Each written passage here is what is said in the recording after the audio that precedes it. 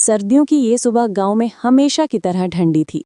रात भर ओस गिरी थी और उसके कारण गलियों की मिट्टी हल्की सी सफेद दिखाई दे रही थी।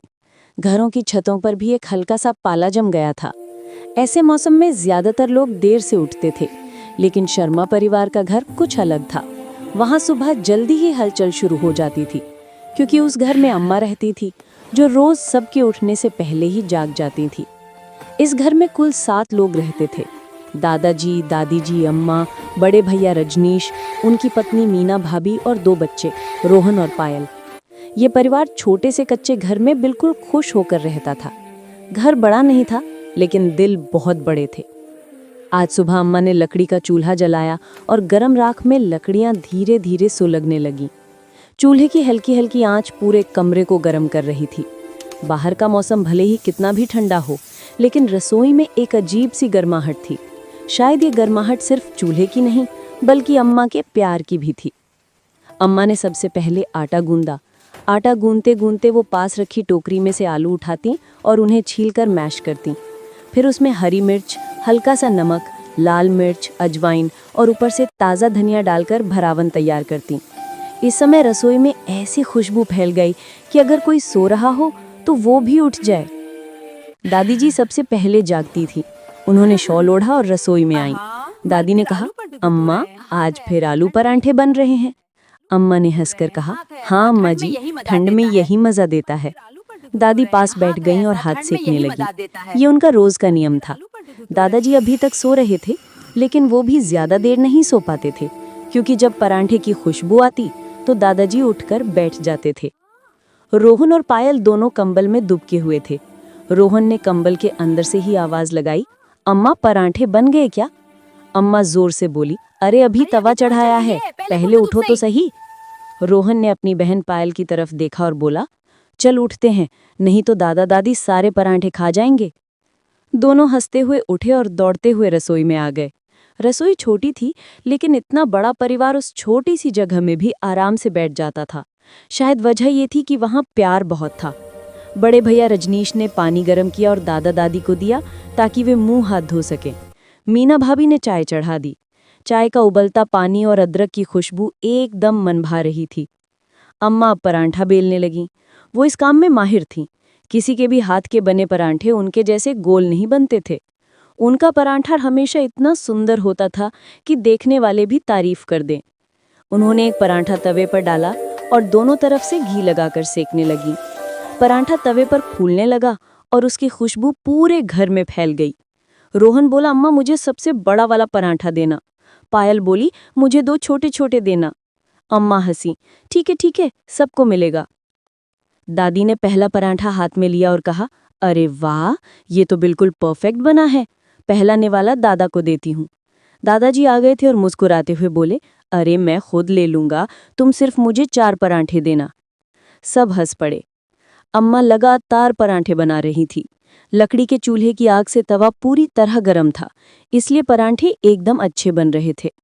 मीना भाभी ने प्लेटों में दही और अचार सजाना शुरू कर दिया। घर का हर व्यक्ति अपनी पसंद देखता था। दादाजी को लाल मिर्च का अचार पसंद था, दादी को नींबू का, रोहन को दही पसंद था, जबकि पायल सिर्फ पराठा और बुर खाती थी। जब सबके थालियों में परांठे परोसे जाने लगे तो घर का दृश्य बहुत सुंदर लग रहा था। बाहर ठंड थी, लेकिन घर के अंदर गर्माहट थी। परिवार पूरा इकट्ठा था और यही चीज किसी भी घर की सबसे बड़ी खुशी होती है। मीना भाभी ने चाय की केतली उठाई और सबको गर्मा गर्म चाय परोसी। रोहन और पायल को हल्की दूध वाली चाय दी गई। पायल ने चाय को फूंक मारकर ठंडा किया और धीरे धीरे पीने लगी। सब लोग परांठे खाते हुए बातें कर रहे थे। दादाजी ने बताया कि उनके जमाने में परांठे कैसे बनते थे। दादी ने पुराने दिनों की बातें की कि कैसे ठंड में पानी जम जाता था, कैसे लकड़ियां भीगी रहती थीं, कैसे खेत में काम करते समय हाथ सुन्न हो जाते थे। बच्चे बड़े ध्यान से सुनते रहे। रजनीश अपने ऑफिस की बात बता रहे थे। मीना भाभी बता रही थीं कि आज कपड़े धूप में डालने हैं। अम्मा बीच बीच में हंसकर कहती, पहले सब परांठे खा लो, फिर काम की बातें करना।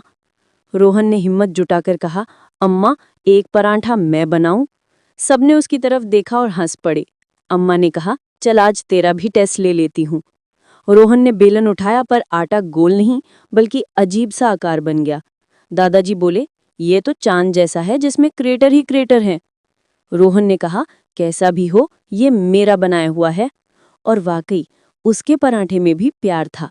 अम्मा ने उसे तवे पर डाला, घी लगाया और वो भी फूल गया। रोहन बेहद खुश हो गया। पायल बोली, अम्मा मैं भी कभी बनाऊंगी। अम्मा ने कहा, हाँ बेटा, थोड़ी बड़ी हो जा फिर तू भी बना लेना। धीरे धीरे खाना खत्म हुआ। अब सब लोग धूप में बैठ गए। सर्दियों की धूप किसी दवा से कम नहीं होती, गुनगुनी, हल्की और मन को सुकून देने वाली। दादाजी ने बच्चों को समझाया कि परिवार के साथ खाना दुनिया का सबसे बड़ा सुख है। पायल ने दादी के पास सिर रख दिया और रोहन दादा की टांगों पर सिर रखकर लेट गया। अम्मा और मीना भाभी बर्तन साफ करने लगी। भाभी बोली, अम्मा आप बैठ जाइए, मैं कर दूंगी। अम्मा ने हंसकर कहा, अरे मैं जब तक काम नहीं करूंगी मुझे चैन नहीं मिलेगा। दोपहर की धूप थोड़ी तेज होने लगी थी। दादाजी अखबार पढ़ने लगे, दादी ऊन से स्वेटर बुनने लगी, बच्चे खेल में लग गए। रजनीश खेत देखने चला गया और मीना भाभी ने बगीचे में पौधों को पानी दिया। दिन भर घर में हल्का हल्का काम होता रहा, लेकिन उस सुबह के पराठों की महक, हंसी और वो प्यार पूरे दिन घर में घूमता रहा। ऐसा लगता ही नहीं था कि ये सिर्फ एक साधारण सुबह थी, ये एक यादगार सुबह बन गई थी। शाम को फिर सब साथ बैठे, आग तापी और चाय पी और बातें की। पायल बोली, अम्मा कल भी ऐसे ही पराठे बनाएंगी? अम्मा मुस्कुराई, हाँ बेटा, जब तुम साथ हो तब तो रोज बनाएंगे। जब रात हुई सब लोग सोने चले गए, लेकिन रोहन ने दादी से पूछा, दादी आपको आज की सुबह कैसी लगी?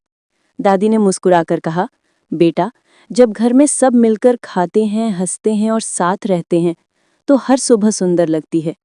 फिर उन्होंने रोहन के सिर पर हाथ फेरा और कहा, याद रखना, पराठा चाहे कैसा भी हो, लेकिन घर की खुशबू, परिवार का प्यार और माँ के हाथ की गर्माहट, ये जिंदगी की सबसे बड़ी दौलत है। और सच में उस दिन पूरे परिवार को ये बात समझ आ गई कि कभी-कभी एक साधारण सा नाश्ता भी किसी त्योहार जैसा होता है, अगर वो अपने लोगों के साथ खाया जाए।